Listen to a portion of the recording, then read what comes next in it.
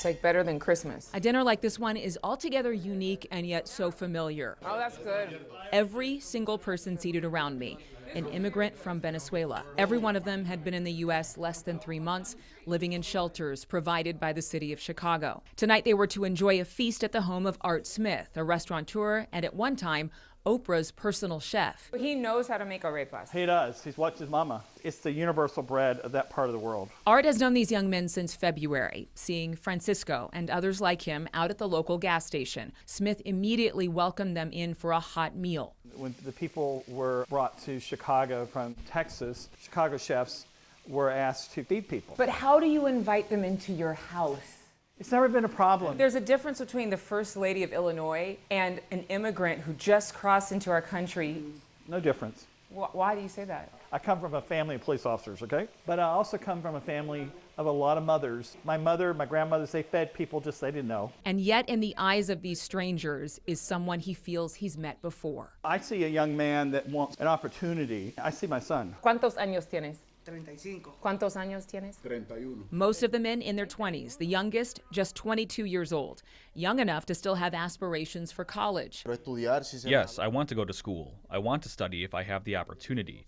Angel sat at the head of the table. What is your dream for being here in America? I got out of my country so I can help my family. I can't achieve that in my country. I can't make my children's dreams a reality. It was very hard to leave my loved ones behind in search of a better future. They're no angry people. They're just hungry. As a chef, being married to a Venezuelan, to not do anything was not good. What do you say to people who have looked at the politics of this, have looked at the optics of this and have concern? Well, I think, quite honest with you, poverty can be just as horrible as politics. These men are acquainted with both, in the search for a better life, first in Peru, then Chile, hoping to make better money to provide for their family. When you leave your country, it's because of a strong reason, like Ukraine, because of the war, or Venezuela because of the economy. $6 a month. Wow. $6 a month? Yeah. Es todo. Todo. Cual este plato de comida no podemos. Yes, that's it. We can't afford this plate of food. Just rice and beans. 1 meal a day. That's it. Can you come to the United States and not just work here, but can you love this country? We want to contribute to this country, to help in the growth of this country, because when a country welcomes you, you love that country, like you were a part of it. Do you think more immigrants are coming because of Joe Biden being in office than former President Trump being in office? Yes, this president seems more flexible regarding migration. They think that all of you are coming because President Biden says, hey, it's not a big deal, you can come. I don't want to go into politics. No comprendo. Esa fue una oportunidad.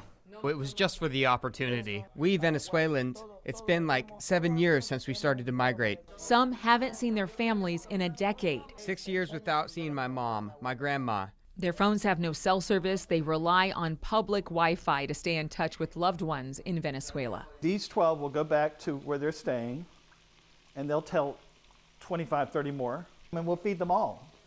You know, I could have done this in the restaurant, and it could have been really, it could have been lovely, but very impersonal. Inviting in the home is very special, very precious, and I also feel they deserve it. They've been living in a shelter. It almost feels like a family dinner, except that as we eat, they tell me after going without for so long, their stomachs can barely handle so much food. We had to venture through the jungle.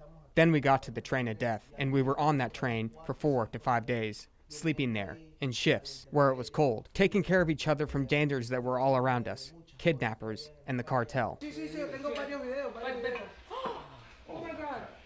The train of death, some meeting their fate because of freezing temperatures during the winter months. When we were on the train, we saw 2 children on there who died because it was cold. But he would still do it again. Another saying, if I had to do it 1,000 times more, I would do it for my family, for our children, our mother, our father. They tell me it's not easy to start over from zero, but it's worth it for the opportunity, saying the promise of that second chance makes the emotional part of leaving a little easier. Yes, it's worth it.